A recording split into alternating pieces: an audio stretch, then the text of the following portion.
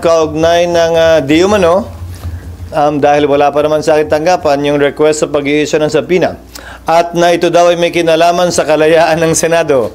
Nais kong sabihin, ang pagiging malaya ng Senado ay hindi pinapatunayan sa kada isang insidente kaugnay ng kagustuhan ng isang miyembro. Ito'y mababakas, makikita at mapapatunayan sa direksyong tinatahak ng aming institusyon. Nasabi ko na kanina at alam na rin niya yun, na dahil sa pag-invoke ng executive privilege na sang-ayon sa mga naging desisyon ng Korte Suprema, ay minabuti ko na ito'y i-refer sa legal ng Senado para sa gayon ay matiyak na ang aming gagawing hakbang ay hindi makakadagdag ng gulo at hindi maglilikha ng constitutional crisis.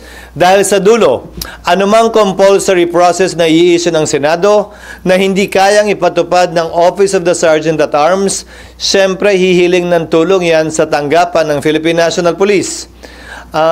Paano mo ipapatupad yon kung hindi sumasang-ayon ng executive doon? Yan ang simulain at bahagi ng tinatawag nating constitutional crisis na hindi ko papayagang mangyari o makadagdag pa sa kasalukuyang mga problemang kinakaharap ng ating bansa. Tinanong niyo ako kanina, sang-ayon ba sa pagkakaroon ng pagkakaunawaan o mas pagkakahiwa-hiwalay natin ang pagdinig na ito? Tingin ko yung pagdinig hindi. Pero kung gagawin namin itong hakbang na ito nang hindi pinag-aaralan ng lubusan, marahil ay hindi ito makakatulong sa pagkakaisa natin at dadagdag sa posibilidad na magkawatak-watak tayo lalo. So, hindi nyo pipirmahan yung Iintayin ko muna yung legal, pero ayokong inaakusahan ng Senado na hindi nagiging patas, depende kung pipirma o hindi. Hindi nakabase yun doon. Gagawin ko pa rin palagi kung anong tama at naaayon sa batas at hindi kung ano ang pangangailangan o kagustuhan ng isa o ilang miyembro. So wala pa rin, sir, recommendation yung legal? Wala pa, nag-lunch ako tapos dumiretso na ako dito, hindi ko pa nakikita. So kung sakali mag-request Senator Amy para doon sa panibago na subpoena, hindi niyo yun actionan hanggat walang Hanggang wala recommendation? pang rekomendasyon yung legal dahil nasa parehong sitwasyon yan. So hindi na ba maiwasan na madala pa ito sa Korte Suprema, sir? Pag-uusapan din. Ulitin ko, lahat ng mga naging question kaugnay sa executive privilege ay nagdulot lamang ng mas malawak na kapangyarihan at amplification sa parte ng executive laban sa kapangyarihan ng Kongreso. So isang konsiderasyon yun na dapat naming tingnan at suriin. Siyempre palagi may pag-asang mababaliktad yun, pero may pagkakataon at tsansa rin na lalong mapaigting yun. So, isa sa mga konsiderasyon nyo na aming titimbangin. So, sir, ano yung situation ngayon? Parang may, confrontation between the executive and the Senate? Wala. Kaya ngayon ang iniiwasan ko eh. Kasi klaro naman yung batas kaugnay ng executive privilege.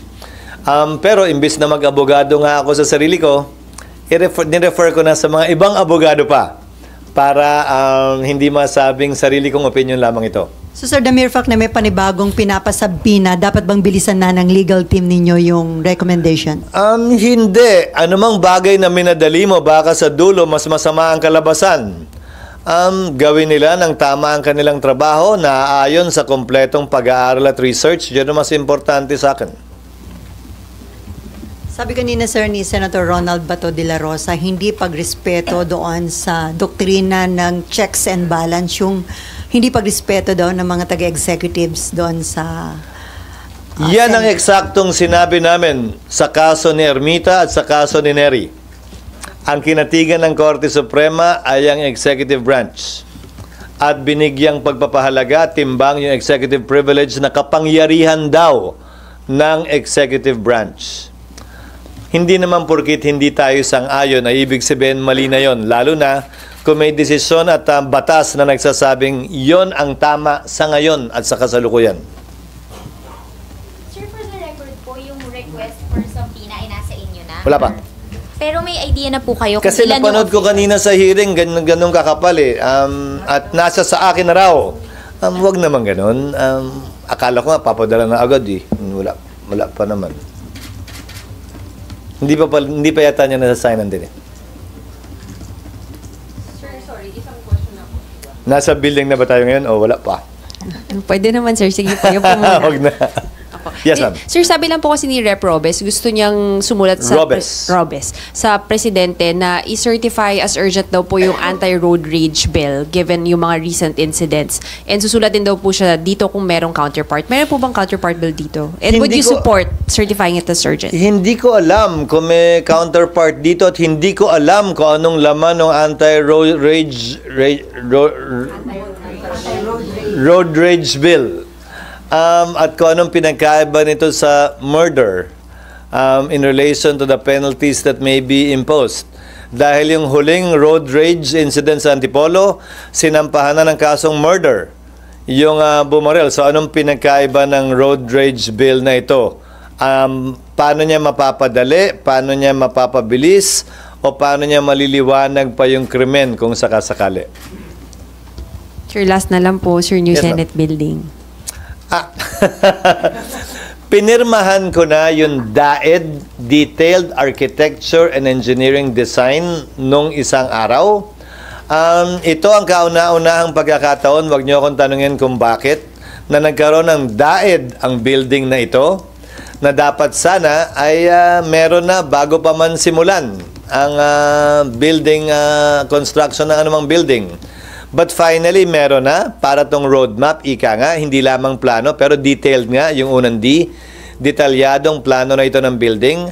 At ngayon na namin, sa pamamagitan ng pagbibid ng mga amounts na kailangan gawin, trabahong kailangan gampanan, kung ano magiging suma total nito sa mga susunod na linggo.